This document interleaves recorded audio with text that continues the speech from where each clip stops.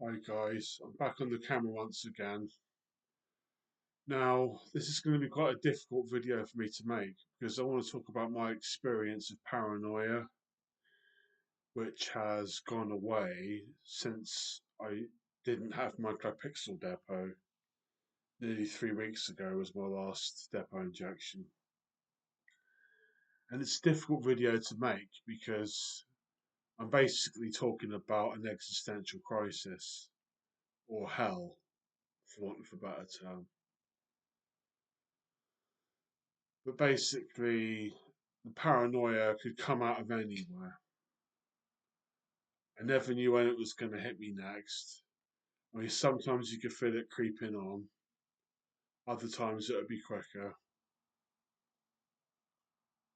And it made me very aware of my physical surroundings.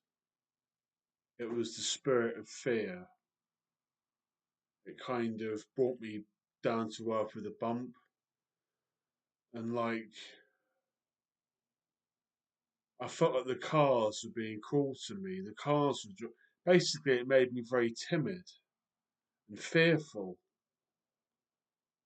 I was timid, I was fearful, I was paranoid. I mean, it was an ordeal to walk. Sometimes it was an ordeal to walk from the local shop back to my flat. It was horrible and it was crippling. You know,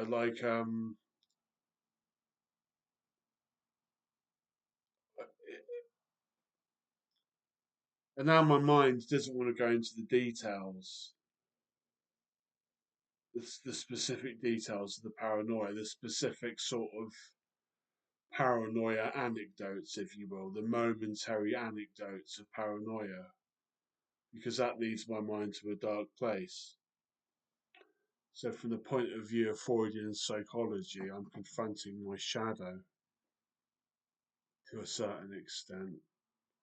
But I wouldn't wish this paranoia on anybody.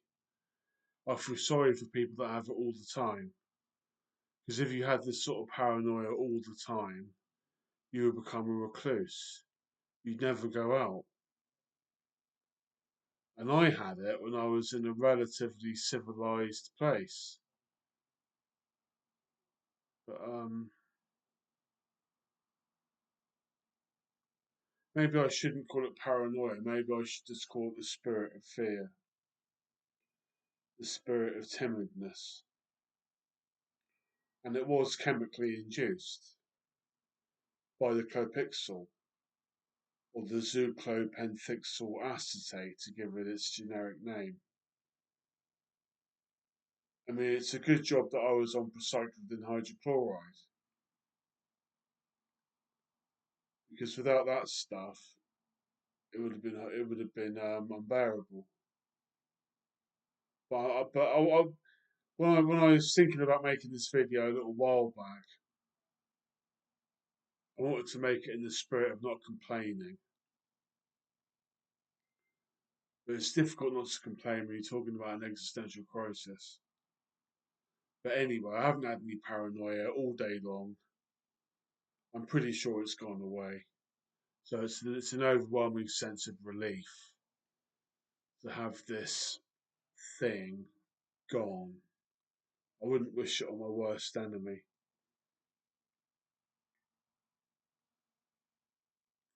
And what scares me is they did have the conversation about keeping me in hospital and keeping me on clopixol. I don't think clopixol is even. I might be wrong. Forgive me if I'm wrong, but I think clopixol isn't licensed in the United States. I might check that, but if you Google it or whatever, you might find if you Google probably zooclopenthixyl acetate United States license, you might find that it's not available in the United States of America. Maybe that's because people don't want to be paranoid in the States because it's loud enough and paranoid enough as it is.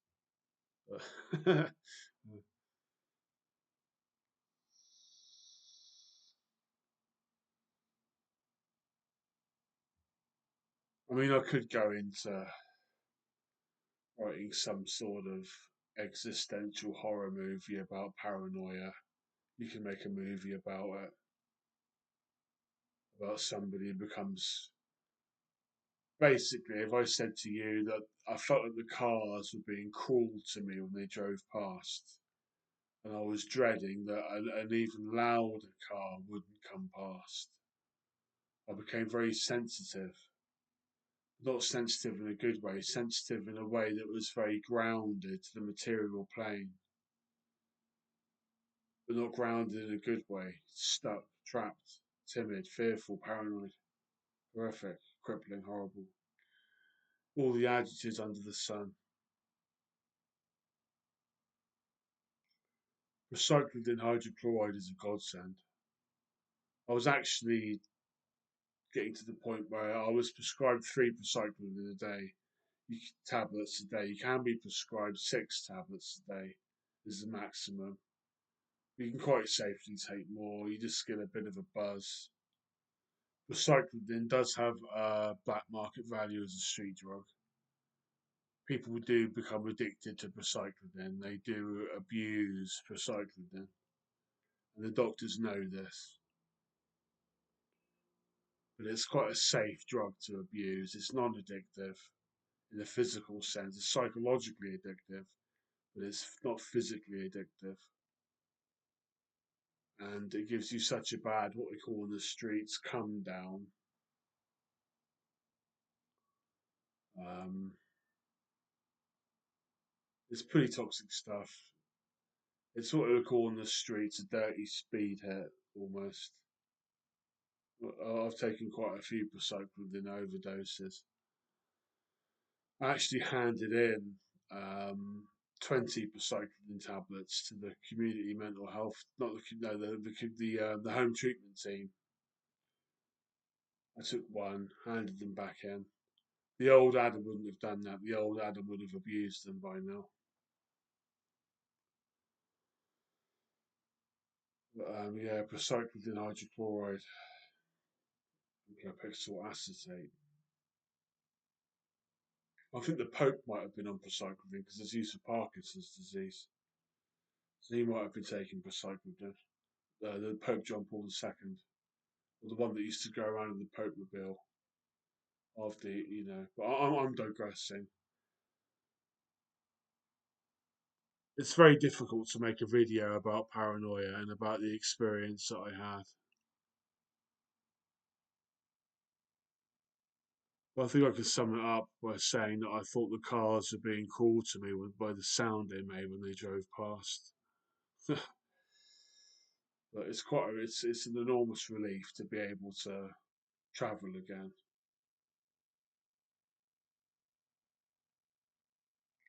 I feel sorry for people that are experiencing that all the time. And I feel sorry for people that are on clopixol, that are in hospital and can't get off of it. Then again, when I was in the Burgess Hill Priory, I didn't get paranoid at all. I didn't have any paranoia. I didn't start until after I got back into the community.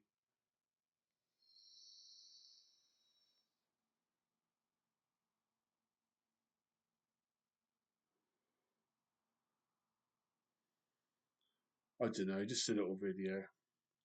Eventually, I'm going to start making, as a postscript, I'll just say that eventually I'm going to start making some videos of me not just sitting here talking, because the last few videos of this channel have just been me waffling on about stuff. So I'm going to try and make some more interesting content for my millions of adoring fans. Thank you very much.